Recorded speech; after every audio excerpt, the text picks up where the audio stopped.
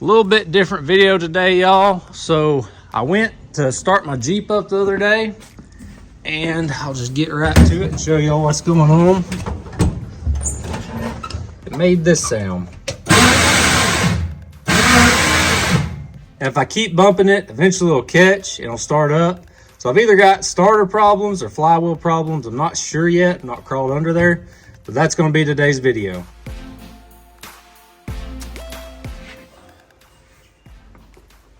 All right, let's see what we got going on up under here. Shed a little light on the subject. So there's the starter. And unfortunately, these aren't like newer vehicles, well, even vehicles of this time, honestly, where you could take this off and inspect the flywheel. It's all one solid plate. So I think the easiest way to start diagnosing this, probably just take the 2 bolts out of the starter. That way I can check the starter and the flywheel at the same time. Fortunately, these old Jeeps, the starter is pretty easy to get to. See my 2 bolts there, and then of course I have to take the power off and stuff, but I'll have to lay on my back and do it.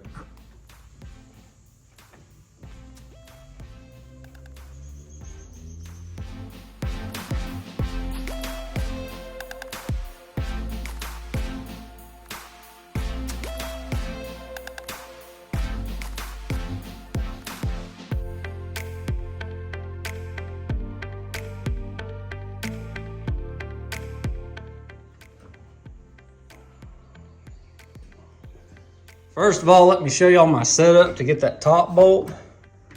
It worked out pretty good. This is like a wobble extension and then this swivel joint. That top one's kind of hard to get a wrench on, or even just like a regular ratchet. It doesn't really fit up in that spot. So we can get a look at the flywheel now. And it is a little rounded, but I don't see any teeth missing right off the bat. I think I know what the problem is though. It looks like this starter, something's going on here. I don't know if it's spacing or the bendix isn't coming all the way out, but you can see all the teeth are just eat off of this thing. So there's probably just barely any engagement with that flywheel. Also, it looks like this cone is broke off at some point. It's welded all the way around both sides. I don't know if that could be part of the issue. It looks like whoever did it did a really good job. I am tempted though, instead of ordering a new bendix, to just go ahead and abandon this starter, because I have a brand new Toyota Landcruiser starter sitting here. Now, this is for the 3B. That's where it come off of. I've already modified it. So I want to say this is for a 77 Landcruiser. And all you got to do is kind of hog this hole out just a little bit. I just used a drill bit back in the day, but you can machine it or whatever. The bolt pattern is like so close. You can see I just barely modified this one side, and these turn over way better than what the stock Willys one would. And I want to say, I don't know, I paid 70 bucks for it maybe. I know it was cheaper than buying like a rebuilt or remanufactured Willys starter. I'm thinking the solution is pretty clear here, because a new bendix probably going to be at least 30-40 bucks.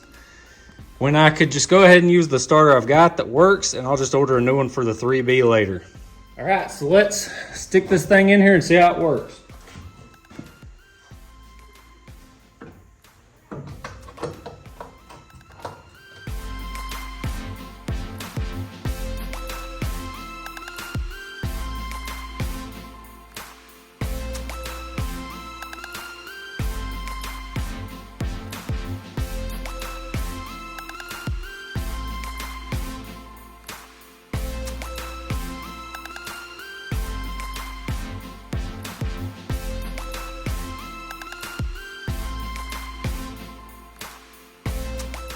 Got the starter bolted up there, wasn't too bad. The only thing I modified from stock was that lower bolt.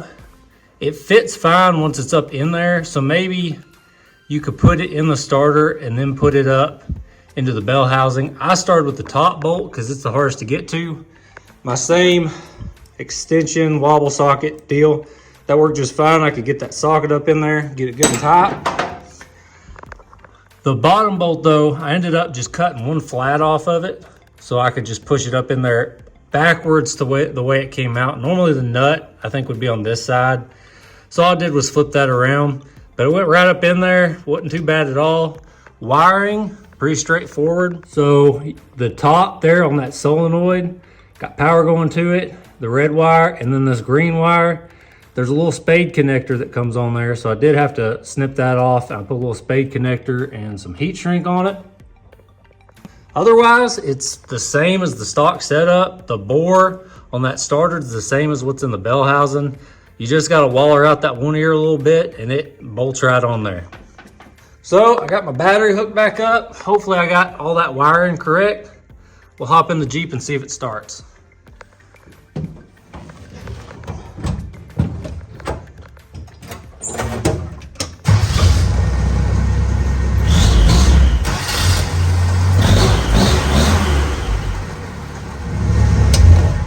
Shoot, yeah, that is so much better than the old starter ever was.